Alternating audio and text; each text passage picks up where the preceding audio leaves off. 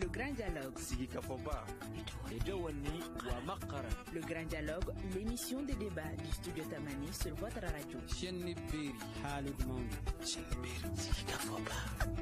Le Grand Dialogue. Démocratie au Mali, état des lieux, c'est le thème de notre grand dialogue de ce soir. En 1992, le Mali accède à la démocratie après 23 années de dictature, renversée par une insurrection populaire parachevée par des militaires. 10 ans après, le pays réussit sa première alternance démocratique, faisant de lui un bon élève en matière de démocratie en Afrique. Mais 10 autres années plus tard, un coup d'État survient à quelques semaines de la fin du mandat du président, puis un autre putsch 8 ans plus tard, et depuis le pays est dans une transition. Quel bilan peut-on tirer de la démocratie au Mali? Qu'est-ce qui explique les interruptions survenues dans notre parcours démocratique? Les attentes des Maliens ont-elles été comblées depuis son avènement? À l'occasion de la Journée mondiale de la démocratie célébrée le 15 septembre, Studio Tamani pose le débat avec nos invités. Bakari Dina du PDS, Parti pour le développement économique et social, Dora Cheikh Diarra du parti Sadi Solidarité africaine pour la démocratie et l'intégration, et Cheikh Oumar Doumbia, analyste politique. Je suis Sekou Gadjigo. Mesdames, Messieurs, bonsoir et bienvenue à ce grand dialogue. Le Grand Dialogue. Merci, chers invités, d'avoir répondu à notre invitation. Tout d'abord, je voudrais vous inviter à écouter ce reportage de notre reporter Draman Maïga sur la démocratie. On trébuche, souvent on tombe, mais il faut se relever et réussir un bon départ de la démocratie au Mali. Ces mots sont de Adam Dicko, directrice exécutive de l'Association des jeunes pour la citoyenneté active et la démocratie, AGECAD. Pour elle, la démocratie reste la meilleure forme de gouvernance. 30 ans après, c'est les militaires qui sont au pouvoir suite à un coup d'État. On peut dire que la démocratie malienne, elle va mal. On peut dire que le Mali n'a pas véritablement réussi encore ce départ de la démocratie. Cependant, pour certains citoyens dans la démocratie à la malienne, la souveraineté du pouvoir n'appartient pas au peuple. D'autres estiment que le Mali doit opter pour une autre forme de gouvernance propre à lui. L'organisation de la société civile doit être un rempart contre les abus. Malheureusement, se laisse instrumentaliser. Notre démocratie va mal. La démocratie, ça ne va pas au Mali. Aux Maliens d'essayer d'adopter leur mode de vie, mode de développement à la démocratie. Pour moi, la démocratie à l'occidental ne doit pas être universelle. C'est-à-dire chaque peuple doit aller à sa propre démocratie. Rappelons que le Mali a connu ses premières élections démocratiques en 1992 et depuis, le pays a connu 3 coups d'État, dont le dernier est intervenu le 24 mai 2021. Alors Bakari Dina, vous êtes du PDS. Comment se porte la démocratie au Mali aujourd'hui? Merci bien pour la question et merci de l'invitation. Je salue les auditrices et les auditeurs de Studio Tamani. Je salue la direction de Studio Tamani. Alors déjà, 30 ans de démocratie, et pour le résumer un peu, il faut dire tout simplement qu'il y a eu du bon, il y a eu du moins bon, il y a également eu du mauvais. Mais déjà, à l'entame de mes propos, permettez-moi de m'incliner devant la mémoire des martyrs de la démocratie malienne. Et beaucoup de Maliens sont tombés. Permettez-moi également de rendre un vibrant hommage à Amadou Toumani Touré, paix à son âme, notre mentor, qui est le soldat de la démocratie au Mali. Donc, 30 ans de démocratie, c'est 30 ans de vie démocratique. 30 ans dans la vie d'une nation, ce n'est rien. 30 ans, on est encore jeune. Donc, il y a du bon, il y a du moins bon. Et la démocratie malienne, le bilan est là. On peut en discuter. Comment elle se porte aujourd'hui? À la date d'aujourd'hui, nous ne pouvons pas nous réjouir de notre démocratie. La preuve, nous sommes déjà dans une transition. Et dans l'élément qui vient de passer tout de suite, j'ai noté que il y a un intervenant qui a mis l'accent sur les 2 coups d'État que nous avons vécus. En l'espace de 10 ans, 2 coups d'État. Alors pourquoi un président démocratiquement élu peut être éjecté suite à un coup d'État? Donc ça, c'est des questionnements qui sont là, qui nous interrogent, qui nous interpellent tous et qui ne nous permettent pas de dire que notre démocratie se porte bien. Mais cela ne veut pas dire qu'il n'y a pas de bons éléments dedans. Alors, on va demander à M. Diarra Dourachek, pensez-vous la même chose? Est-ce que la démocratie malienne se porte mal aujourd'hui, comme le dit Dena? Eh bien, je vais vous expliquer pourquoi nous avons créé un parti politique qui s'appelle Solidarité africaine pour la démocratie et l'indépendance. Parce que nous sommes convaincus que la démocratie en tant que gouvernement du peuple, qui doit normalement préserver les intérêts du peuple, eh bien, n'a pas été acquise en 1991. Donc, c'est pourquoi nous avons construit un parti, nous avons créé un parti pour continuer avec la lutte pour la démocratie. Vous pouvez nous expliquer? Je vous explique simplement. Vous savez, souvent les gens se trompent quand ils disent que la démocratie a commencé au Mali à partir de 1992 avec la Constitution. C'est une erreur. C'est une erreur parce que bien avant, à la naissance de la République du Mali, eh bien, il y avait véritablement un régime qui était installé démocratiquement. Je veux parler de la Première République. Mais ça, c'était un autre débat. Je veux dire que la démocratie, étant le gouvernement du peuple, étant le pouvoir du peuple, ne peut pas aller contre les intérêts du peuple. Ce n'est pas possible. Alors, depuis 1992 jusqu'à aujourd'hui, le peuple, quand je dis le peuple, je vais parler du plus grand nombre, les travailleurs, les masses laborieuses, les éleveurs, les paysans, les agriculteurs. Le peuple, depuis 1992 jusqu'à maintenant, est victime de ce que vous appelez aujourd'hui démocratie. Et nous pensons que la véritable démocratie est celle qui défend les intérêts du peuple. Il ne suffit pas d'organiser tous les 5 ans des élections, entre guillemets, parce que ces élections, on peut faire le débat là-dessus. Il ne suffit pas de permettre seulement à des gens de s'exprimer. Il ne suffit pas seulement de cela. Et même là, cette expression aussi est bel et bien critiquable. Je mets ça entre guillemets. La démocratie devient véritable lorsqu'elle prend en compte les préoccupations des peuples. Mais quand le pouvoir appartient au peuple, mais c'est le plus grand nombre qui souffre de ces pouvoirs, qui est victime de ces pouvoirs. Alors, je crois qu'il faut trouver une autre caractéristique pour définir le régime politique qui est en cours depuis 30 ans. Donc moi, je dis qu'il y a plutôt 30 ans de lutte pour la démocratie, 30 ans de combat pour la démocratie.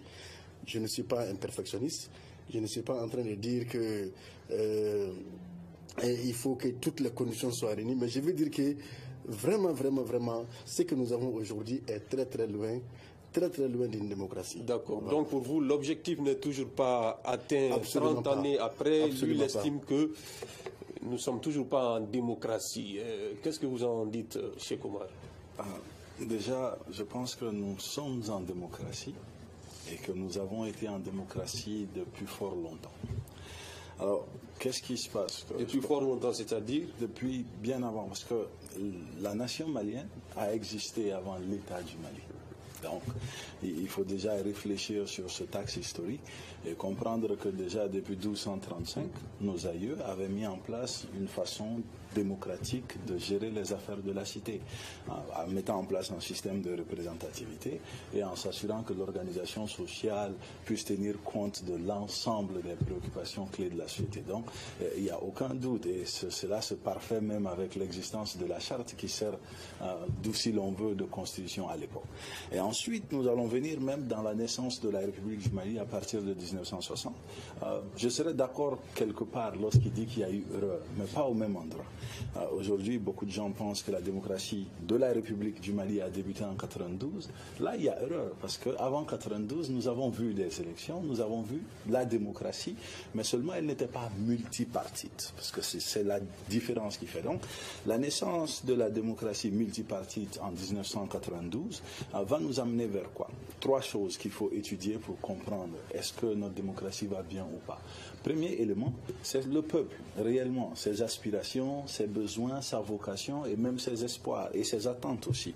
Second élément, c'est les institutions. C'est l'institutionnalisation. Comment est-ce que nous avons institutionnalisé les groupes sociaux? Comment est-ce que notre appareil étatique fonctionne?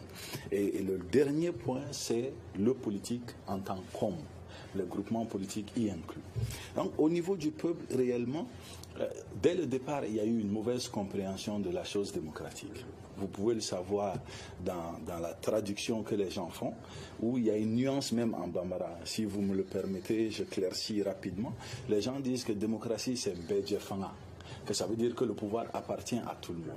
C'est l'erreur depuis là-bas, parce que ce que les gens voulaient dire, c'est la démocratie, c'est Bedjerani Fangami, le suffrage universel. Comme on dit, les gens ont été d'accord qu'il faut remettre le pouvoir à un tel. Donc les gens ont choisi leur leader, Bedjeranaï, mais Bedjete Fangaï. Donc depuis là, il y a des erreurs conceptuelles qui régissent notre façon d'observer notre démocratie. Donc lorsque nous regardons cela, nous arrivons à la façon dont ça a été institutionnalisé. Nous avons créé à ce type de démocratie où nous avons des institutions républicaines autour desquelles existent des institutions que nous aimerions appeler institutions coutumières, traditionnelles. Donc forcément, il y a des difficultés à ce niveau où ces institutions souvent ne parlent pas le même langage ou n'observent pas les problèmes sous les mêmes angles et ne les abordent pas de la même façon. Donc dans la manière de solutionner ces problèmes, il y a souvent des conflits entre la manière de la société et la manière de l'appareil étatique. Ensuite, si nous arrivons aux hommes politiques, parce que ça c'est un élément extrêmement important et je vais faire très vite, c'est que nos hommes politiques ils ont mis en place une façon de faire la gestion de la cité qui va nous conduire à des coups d'État incessants tant que nous n'arrêtons pas, qui va conduire à la panne de notre démocratie. Quelle est cette façon? C'est la politique du dénigrer pour remplacer. Donc, nos hommes politiques eux-mêmes ne respectent pas la portée et la valeur de nos institutions. Lorsqu'ils ont des conflits avec les hommes ou les idées qui animent ces institutions, ils s'attaquent aux institutions. Donc à chaque fois, nous-mêmes, nous choisissons de fragiliser nos propres institutions et ensuite espérer utiliser les mêmes institutions pour parvenir à des solutions. Et c'est pourquoi notre démocratie se porte mal, parce qu'on ne peut pas, comme on dit en Bamara, et on a créé cette situation. D'accord. Bakary Dena, êtes-vous d'accord avec cette analyse de Cheikh Oumar Doumbia qui estime qu'il y a eu des erreurs, notamment dès le départ, mais également les hommes politiques qui sont mis en cause dans la situation actuelle, dans le fait qu'on ait pu commettre ces erreurs? Bon, merci bien pour la question. Vous savez, lorsqu'on nous parlons de démocratie, c'est une querelle d'école souvent. Et l'histoire même de la démocratie remonte au 5e, 6e, 5e siècle, 5e, 6e siècle avant Jésus-Christ, depuis et sous le roi Périclès. Alors, depuis cette période, nous sommes dans l'Antiquité grecque, la démocratie elle a été critiquée. Il faut que les gens comprennent que la démocratie ne roule pas sur les rails comme un train. C'est des idéaux, c'est des principes, c'est des valeurs. Alors vous avez parlé d'idéaux. Est-ce qu'on peut faire simple pour parler de ces idéaux pour lesquels nous nous sommes battus pour avoir cette démocratie? Est-ce qu'aujourd'hui ces idéaux-là sont respectés? Ces idéaux-là ne sont pas totalement respectés, mais certains sont respectés. La preuve, nous sommes dans cette salle aujourd'hui, nous nous exprimons librement. Lorsque vous prenez par exemple les instruments techniques de la démocratie, vous prenez la liberté d'expression, vous prenez par exemple les élections, même si ces élections-là on peut les critiquer. Quand vous prenez par exemple la séparation des pouvoirs, le législatif, l'exécutif et le judiciaire, ça également on peut faire des critiques à ce niveau. Quand vous prenez également, comment on appelle, la liberté, le multipartisme, parce qu'ils ont parlé de ça, ça c'est un élément très important. Et pourquoi je me suis appesanti sur les années 1992, c'est parce qu'il y a eu une révolution, un soulèvement populaire qui a conduit à quelque chose. Ça, on ne peut pas le nier. Et la constitution du 25 février 1992, qui est là aujourd'hui, c'est l'une des constitutions les plus rigides au monde à cette constitution, je vais ajouter la constitution américaine. Le Mali a des textes. Notre démocratie a fonctionné avec des insuffisances. Je suis totalement d'accord avec ça. Mais cela ne veut pas dire que le tableau est totalement sombre. Il a parlé du non-respect de la parole donnée. Nous sommes à l'école de la démocratie. Ça, c'est ma lecture simple de la chose. Quand on apprend quelque chose qui n'est pas de chez nous, il est très normal que nous ayons des insuffisances. Je vais vous donner quelques illustrations. Et quand vous prenez par exemple la société malienne aujourd'hui, et le taux d'analphabétisme, nous avons plus de 50% d'analphabètes. Nos textes sont totalement écrits en français. C'est des textes qui ne sont même pas accessibles aux citoyens lambda. Aujourd'hui, la politique, elle a été mal comprise. Et la démocratie, elle a été tellement mal comprise au Mali. La faute à qui alors? Si la faute d'abord incombe d'abord aux décideurs. Quand vous prenez, nous sommes tous concernés. Les hommes politiques ont leur part de responsabilité, la société civile a sa part de responsabilité, et les autorités publiques également, l'administration publique a sa part de responsabilité. Lorsque vous prenez par exemple, vous avez des gens aujourd'hui qui ne doivent pas, comment on appelle, émerger sur la scène politique. Quand vous prenez la société civile qui est là aujourd'hui comme le rempart, qui est là aujourd'hui comme l'arbitre. Mais lorsque l'arbitre prend parti déjà, vous voyez déjà qu'on ne peut plus trancher. Donc notre démocratie a trébuché. Nous avons connu des difficultés, mais il y a des choses qu'on peut montrer. Sur le plan technique, j'ai dit qu'il y a des éléments qui sont déjà en place. Quand vous prenez les institutions, il en a parlé, moi je suis totalement d'accord avec ça. Nous sommes là avec des institutions. Mais il faut des gens bien formés, des gens intègres, des patriotes pour faire fonctionner cela. Et ce travail également, donnez-moi quelques secondes seulement, ce travail revient maintenant à la classe politique. Mon frère du SADI l'a dit, que nous avons créé nos partis politiques, c'est pour former, c'est pour sensibiliser nos militants. Donc ce rôle-là est revenu aux partis politiques. Et l'État également a également accompagné les partis politiques. C'est le sens même du financement des partis politiques. Les partis politiques sont financés tout simplement pour jouer ce rôle de formation citoyenne. D'accord. On va donner la parole à Dourachek, vous qui êtes du SADI. Ici, on estime que les partis politiques ont leur part de responsabilité dans ces erreurs, si on peut le dire ainsi. Est-ce que vous êtes d'accord avec cela? Moi, je crois qu'il y a des choses qu'il faut arrêter de dire. C'est de l'amalgame, c'est la confusion. Les partis politiques. On ne peut pas dire les journalistes sont ceci. On ne peut pas dire les associations sont comme ça. Je crois que certains ont eu la responsabilité de donner le ton, de donner le rythme. Ceux qui ont eu l'occasion de gérer. Je crois que nous devrons avoir le courage de dire à quel niveau et avec qui la chose est tombée. Et je crois que ça peut beaucoup même aider les citoyens à comprendre les choses. Alors, parce qu'aujourd'hui, on est en train de s'aimer la confusion en animant un sentiment anti-parti. Cependant, moi par exemple, au niveau du parti SADI, je ne me sens pas du tout concerné par ce que vous dites. Mais quand vous dites les partis politiques, là, vous ne faites pas de distinction. Pourquoi vous ne vous sentez pas concerné? Je ne me sens pas concerné. Je ne me sens pas concerné parce que, depuis mon existence, bien avant mon existence, en tant que parti politique, je me suis battu et je continue à me battre pour que, la situation puisse changer et que le peuple puisse avoir le véritable levier, vraiment, afin de prendre des décisions par rapport à son existence, par rapport, à ses aspirations, par rapport à ses préoccupations. Maintenant, je crois également qu'il faut dire certaines choses. Comme j'ai dit, il faut arrêter certaines choses, mais il faut dire d'autres choses. C'est quoi? Nous devrons avoir le courage de dire que la démocratie est un régime politique qui est défini de manière scientifique, qui a des principes, qui a des fondements. Donc quand on va sur la définition scientifique du mot démocratie, on se base sur les fondements de la démocratie, sur les principes. On est obligé de reconnaître que ce que nous avons ici depuis 1992, ce n'est pas de la démocratie. Ce n'est pas de la démocratie. La démocratie a deux grands fondements. L'égalité. L'égalité. Est-ce que nous pouvons dire qu'il y a vraiment l'égalité entre les citoyens au Mali? Il ne suffit pas seulement de consacrer les choses dans les textes. Moussa Traoré était aussi conduit par ce qu'on appelle l'IDP, l'Union démocratique du peuple malien. Mais ce n'est pas de la démocratie pour nous. Certains sont en train de dire que c'est venu en 92. Donc ça veut dire quoi? Qu'il ne suffit pas que moi je m'appelle démocrate, il ne suffit pas que j'appelle mon système de la démocratie pour que ça soit ainsi. Donc nous ne sommes pas en démocratie parce que l'égalité des citoyens n'est pas garantie. Okay. La liberté n'est pas garantie. Dans les textes, on va dire que les gens sont libres. Alors, mais ils sont en réalité formellement libres, mais réellement aliénés à la puissance de l'argent. Alors, mais quand vous dites que la liberté n'est pas garantie, la liberté de la presse, la liberté d'expression, d'association, de manifestation, tout ça, ça veut rien dire pour vous?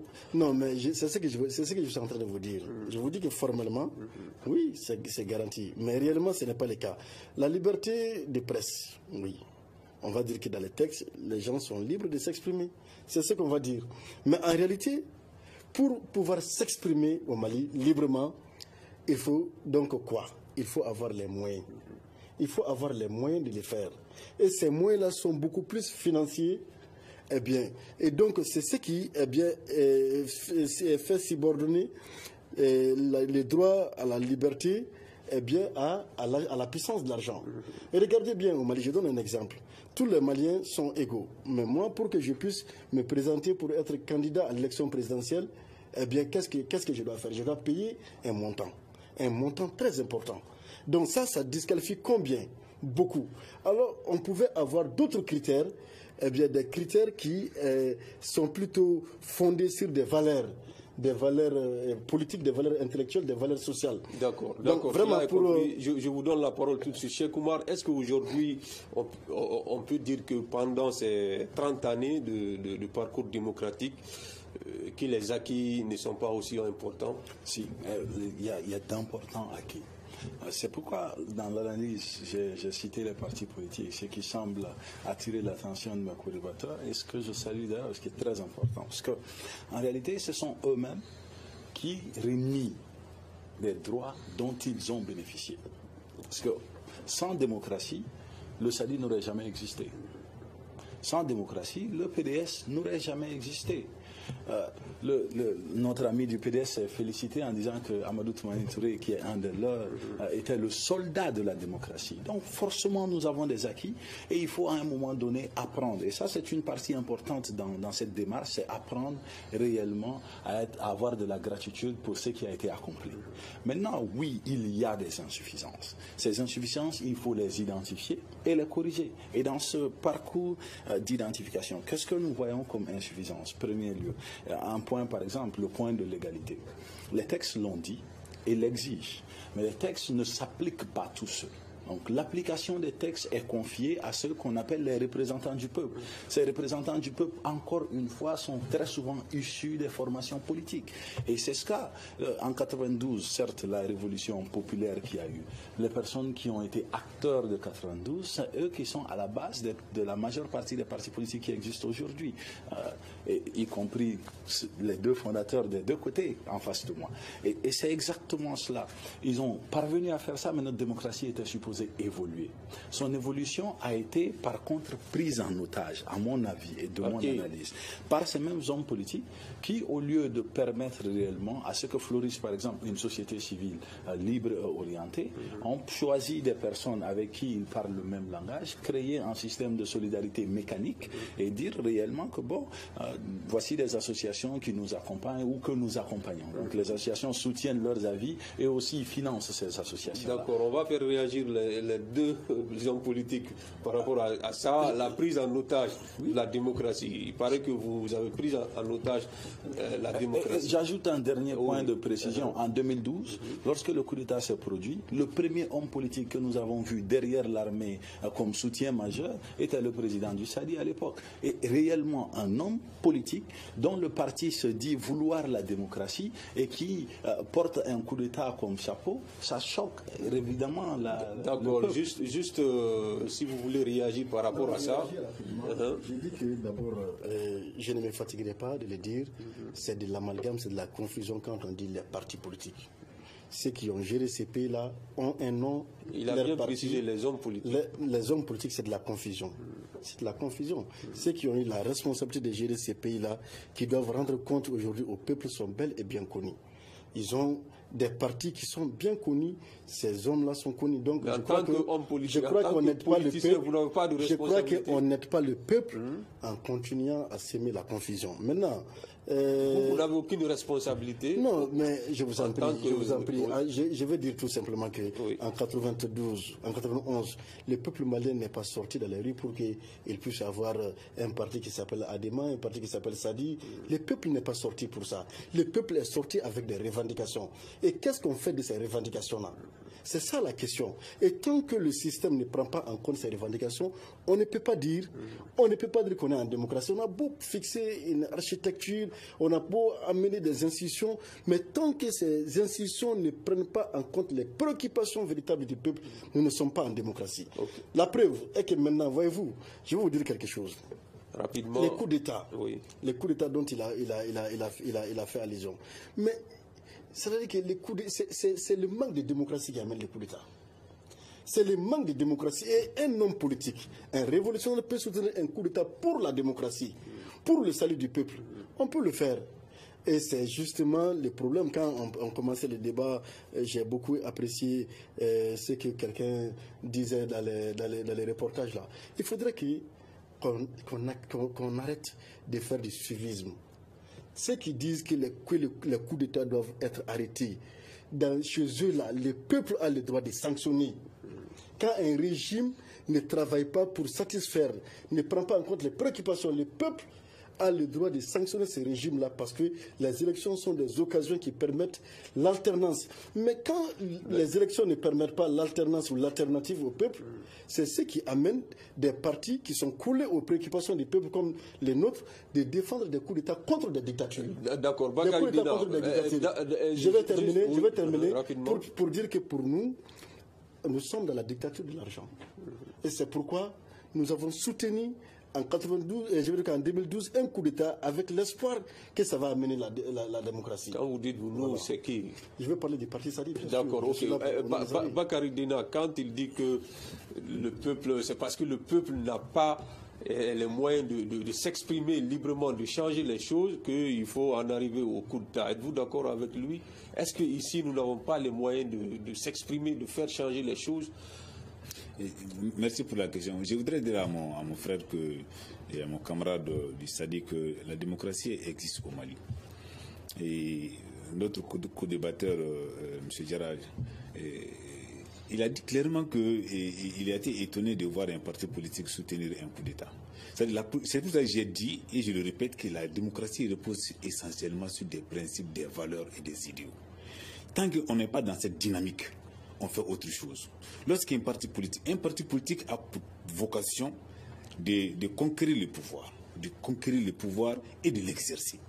Lorsque les voies démocratiques sont là, lorsqu'on est en insuffisance d'arguments, lorsqu'on n'arrive pas à convaincre le peuple, finalement, on opte pour d'autres voies. Nous sommes une école au niveau du PDS. Notre mentor, je l'ai cité ici, il a eu le pouvoir, son coup d'État a été le coup d'État le plus salué, le coup d'État le plus populaire du Mali. Lorsqu'il a fait le coup d'État, il a promis au peuple une transition de 9 mois et a mis comment on appelle, à 6 mois, 8 mois déjà, on a constaté que tout ne pouvait pas être fait. On lui a accordé 5 mois, il a fait 14 mois de transition, on lui a balisé des trains, il est parti. Et il est revenu 10 ans après. Lorsqu'il est revenu, qu'est-ce qui a facilité son retour? C'est l'engagement, la parole d'honneur qu'il avait donnée. Et le monde entier applaudissait le Mali à cause de son modèle de démocratie. C'est pas parce que... Alors pourquoi il a été renversé alors? Pourquoi il a été renversé? Oui. Parce qu'il a été incompris. Et les Maliens aujourd'hui le savent. ATT a été incompris. Lorsque ATT, par exemple, en 2012, par rapport à la crise du Nord, d'ailleurs, on ne peut pas bâtir une nation sur fond de mensonges. Il n'y a pas quelque chose de mensonge, on n'a pas monté contre ATT ici. Certains membres sont allés lui demander de faire un troisième mandat, il a dit non. On a tenté tous les moyens, ça n'a pas marché. Donnez-moi quelques secondes seulement pour dire que, lorsque nous parlons de démocratie, les voies sont claires. Les instruments dont j'ai parlé, ces instruments-là sont toujours là.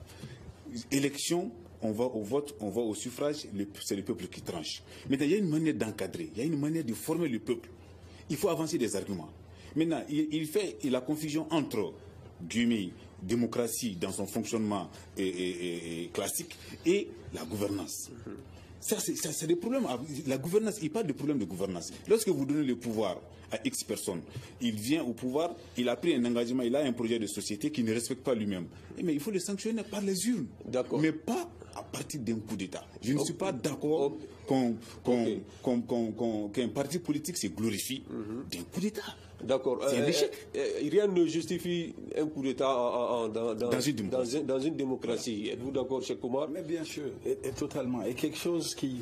Même si les libertés, comme il le dit, ne sont plus... Voilà. Non, lorsque les libertés ne sont pas respectées, nous ne sommes plus en démocratie. C'est la démocratie en réalité qui a permis, comme je l'ai dit, à ces partis d'exister, à ces partis de s'exprimer, à ces partis de mobiliser. Et d'ailleurs, de l'argent public est donné à ces partis pour qu'ils puissent faire cela. Et lorsque M. Diarra, je suppose, il dit que non, on n'a pas les moyens de se faire élire, en démocratie, le pouvoir est donné à une élite. Et cette élite, elle est choisie selon des critères. Et même si les critères financiers existent, permettez à ce que je vous le dise, hein, lorsqu'on subventionne votre parti et que vous avez des députés à l'Assemblée, vous avez été à l'Assemblée pendant longtemps, vous aurez pu proposer des projets de loi, des textes de loi. Vous aurez pu créer des groupes parlementaires qui auraient permis de réduire ces cautions ou de les réguler. Mais au lieu de cela, c'est des hommes politiques qui viennent se cacher derrière une partie de la masse populaire pour leur souffler un ton révolutionnaire et causer réellement la fracture de nos institutions qui conduit à la chute de notre démocratie. Et dans quel but? C'est leur façon d'obtenir le pouvoir aussi. C'est aussi dans la quête du pouvoir pour eux, parce qu'ils veulent avoir cette influence et cette domination-là. Et quelque chose que j'aurais souhaité préciser dans ces échanges qui est très important, c'est qu'il existe vraiment une démocratie et il l'a soufflé avant moi, c'est la gouvernance. La gouvernance est certainement un pilier de la démocratie et dans cette gouvernance, un rôle prépondérant est donné à l'acteur de la vie publique, celui de proposer, celui de défendre des idées et de créer des solutions pour que les aspirations du peuple soient tenues en compte. Lorsque mon co-débatteur dit qu'en 92, les gens ne sont pas sortis parce qu'ils voulaient des partis, je suis d'accord. Mais les partis ont été créés parce que les gens avaient des revendications. Donc le fondement de la démocratie est égal au fondement des partis politiques qui est réellement de travailler à satisfaire les besoins de la démocratie. Si on regarde, les partis politiques ont presque toujours les mêmes objectifs. C'est la méthodologie et l'idéologie et le vent politique qui diffèrent. Donc, nous sommes dans l'obligation de regarder clairement ces étapes-là. Parce que si nous continuons à dire au peuple que non, lorsque vous votez et qu'on ne vous donne pas satisfaction, il faut sortir, il faut désobéir. La désobéissance fait partie de la démocratie, mais il doit y avoir des raisons nécessaires. À 3 mois de la fin du mandat d'un chef de l'État, faire tomber tout un régime et nous faire reculer de combien de temps et créer un problème énorme. Parce que si le SADI se glorifie d'avoir soutenu le coup d'État en 2012, la question que j'aurais, est-ce que le SADI se glorifie des conséquences de ce coup d'État, notamment la prise des régions du Nord en 3 jours. Et c'est exactement ça. Nous pouvons fermer les yeux sur les réalités conceptuelles de la chose, mais nous ne pouvons pas fermer les yeux sur les conséquences d'avoir fermé les yeux. D'accord. Nous constatons aujourd'hui, Doura Cheikh, qu'il y a une rupture de confiance entre le peuple et la classe politique. La classe politique, y compris votre parti, le SADI. Qu'est-ce qui explique cela? Non, permettez-moi de... Vous avez failli quelque part? Oui, rapidement, puisque nous sommes pris par le temps. Oui. Quand en 91 on faisait le coup d'État, Moussa Traoré venait d'être élu à plus de 90%. Voilà, donc comme je l'ai dit, il ne suffit pas de se faire appeler démocrate. Il ne suffit pas seulement ça ne se limite pas aux élections. Pour se faire appeler démocrate, pour être vraiment démocrate. Gouvernance, démocratie, contenu, contenant. Quand je te demande de me donner un verre, je parle de contenu. La démocratie, elle veut dire quoi si, eh bien, les textes qui sont régis, les textes qui sont adoptés ne sont pas appliqués. Je vais vous dire quelque chose. Les coups d'État de 92, les coups d'État de 2012, les coups d'État de 2020, ces différents coups d'État sont venus à la suite de quoi? À la suite de ce qu'ils ont appelé tout de suite là, la malgouvernance. Cette malgouvernance, moi je l'appelle le manque de démocratie. Quand le peuple ne peut plus sanctionner un dirigeant en lui retirant le pouvoir pour le donner à quelqu'un en qui il a confiance. Quand le peuple n'a pas ces droits-là, eh bien, il lui reste quoi d'autre? Il lui reste quoi d'autre?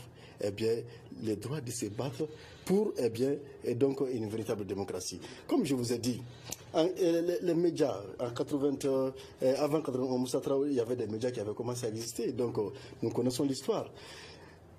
Un coup d'État contre la dictature de l'argent est un coup d'État à soutenir. Et ce qui existe aujourd'hui, comme même, eh bien, comme le co-débatteur a dit, c'est la démocratie d'une élite. Peut-être que la caractéristique qu'on cherchait, c'était ça. La démocratie ne peut pas être un régime d'une élite, dirigé par une élite. Ce n'est pas le cas. La démocratie est un régime populaire. Est un régime populaire.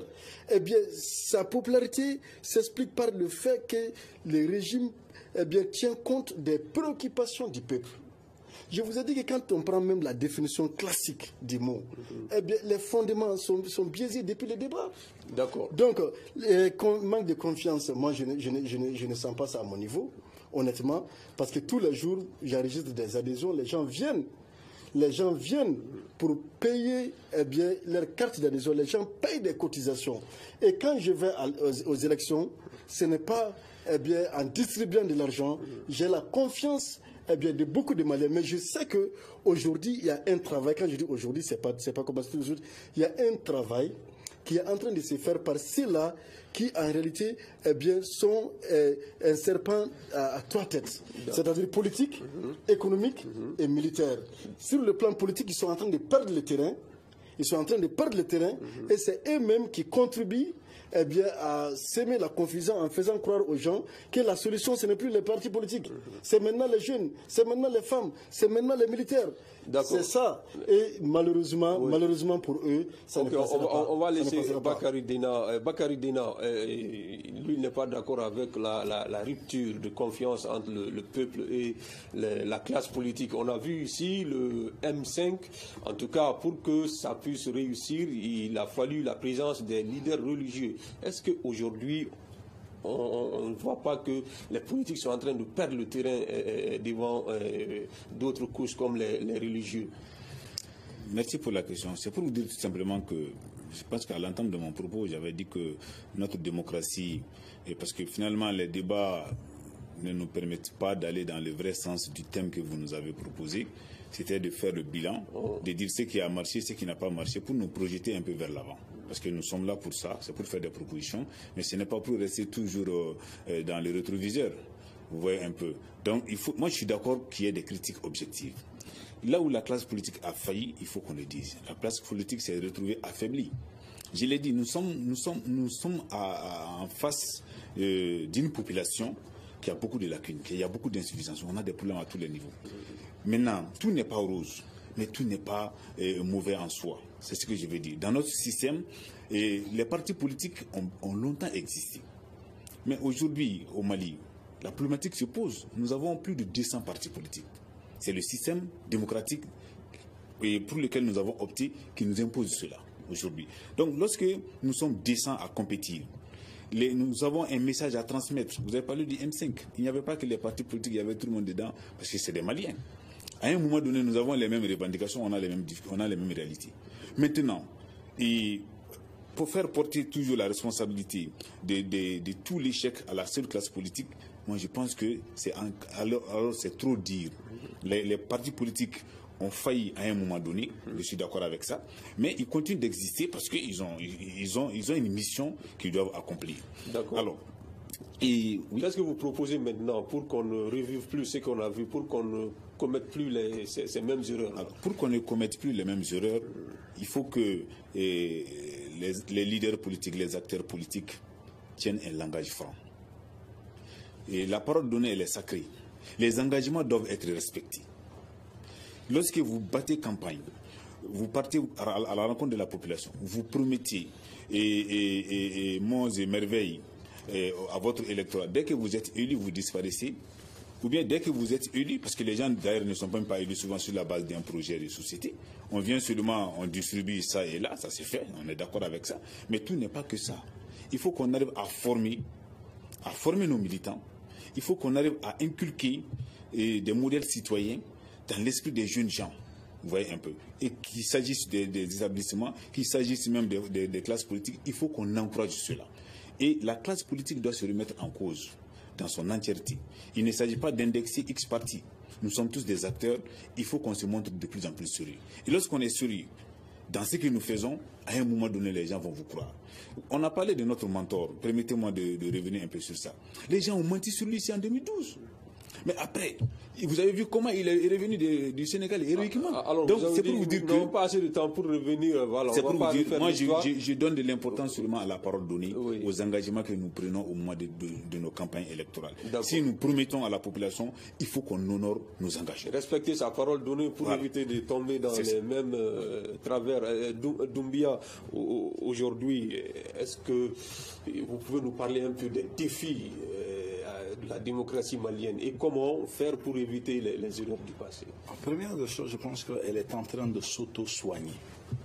Nous sommes à une période où la démocratie est en train de s'auto-soigner parce que c'est déjà nos premiers partis politiques, et les partis politiques qui étaient dotés d'une véritable force électorale sont en train de subir un déclin auquel ils n'arrivent pas à répondre, qui s'explique aussi par la démographie, parce qu'aujourd'hui, les jeunes de 15 à 30 ans sont la majorité et ils ne sont pas forcément en train de voter parce que c'est eux qui ont mené la danse en 91. Maintenant, il va falloir nous apporter réellement de véritables projets. Et avec l'arrivée des réseaux sociaux, l'arrivée d'Internet, nous voyons qu'au moins il y a une partie de la population malienne qui est de plus en plus informée, plus en plus intéressée à la chose politique, et cela contribue formellement à changer la donne.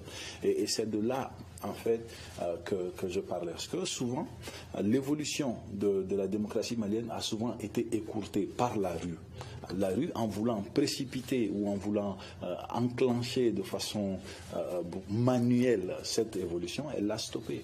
Je pense que les Maliens, en 2018, lorsque Ibeka s'est fait élire de quelle que soit la manière, il y avait une leçon à tirer.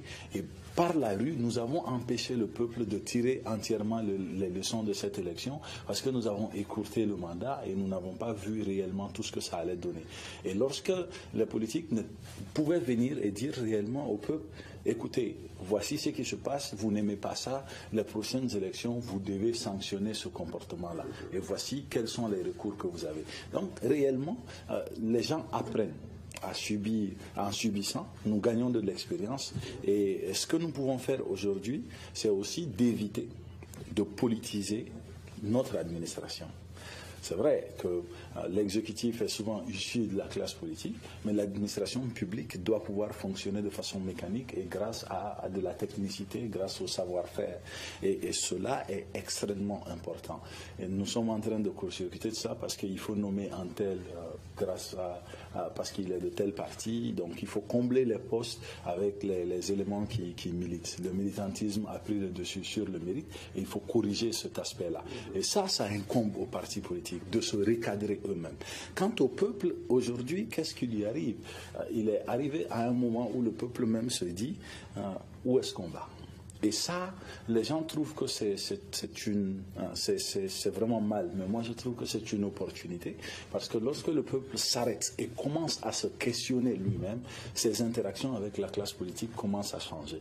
Et c'est ce changement-là qui provoque cette rupture de confiance que mon frère voulait nier. Mais aujourd'hui, nous savons réellement que le peuple malien a vu les politiques distribuer de l'argent. Le peuple malien a vu des politiques prendre des engagements et ne pas respecter ces engagements-là. Et aujourd'hui, le peuple malien a compris que ses besoins ne seront pas satisfaits sur cette lancée et souhaite autre chose. D'accord. Dora, est-ce que vous êtes confiant en l'avenir démocratique du pays? C'est pourquoi je me bats. Si je ne croyais pas nous sommes dans une transition où si je ne croyais pas tout n'est pas encore clair. Je ne vais pas me battre. C'est de la pourriture que jaillisse la vie. C'est clair.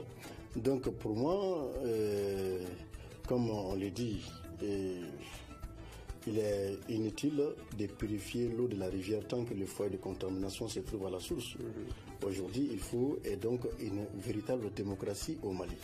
C'est-à-dire une démocratie qui permet aux Maliens, ne serait-ce que le droit de choisir des dirigeants qui lui conviennent. D'accord. Et donc, si ce droit est garanti au peuple, je crois que ces coups d'État-là vont s'arrêter parce que le peuple saura qu'en fin de mandat, je peux choisir un tel autre. Et celui qui est au pouvoir va être obligé de travailler dans le sens du peuple, dans le sens des revendications du peuple, parce qu'il sait qu'il peut être Nous n'avons plus de temps. Bakary Dena, vos propositions de solutions pour éviter de retomber dans ces mêmes erreurs. Et pour éviter de retomber dans les mêmes erreurs, il faut que les Maliens se regardent en face et qu'ils se disent la vérité. Et il ne faudrait pas que la politique soit encore monnayée. C'est-à-dire exercer la politique pour s'enrichir. On est dans la politique, c'est l'action publique, c'est pour rendre service à tout le monde. Mais c'est pour vous dire tout simplement que quand on parle de démocratie, il ne faudrait pas que les gens pensent que la démocratie est figée, elle évolue.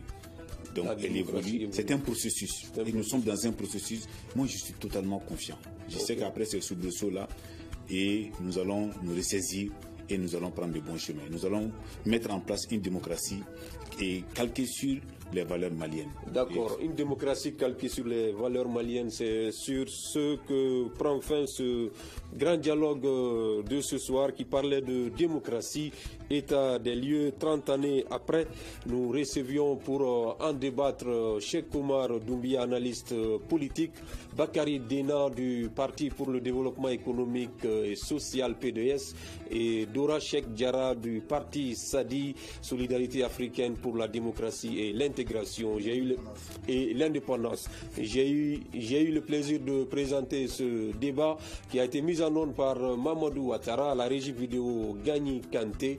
Merci de l'avoir suivi, à demain pour un autre numéro. Le Grand Dialogue. Le Grand Dialogue, l'émission des débats du studio Tamani sur votre radio. Le Grand Dialogue.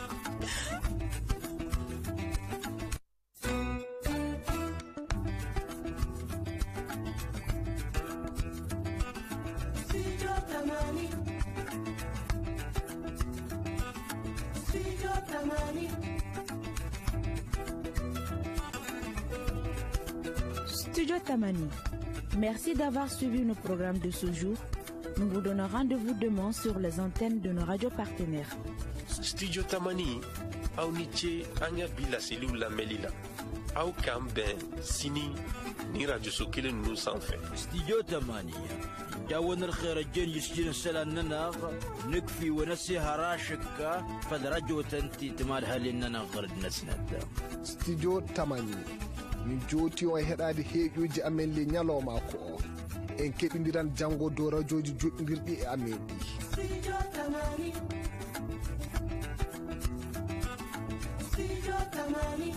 Studio Tamani wo fonda gwenda hanga jero kan warnate ho irga cera kube suba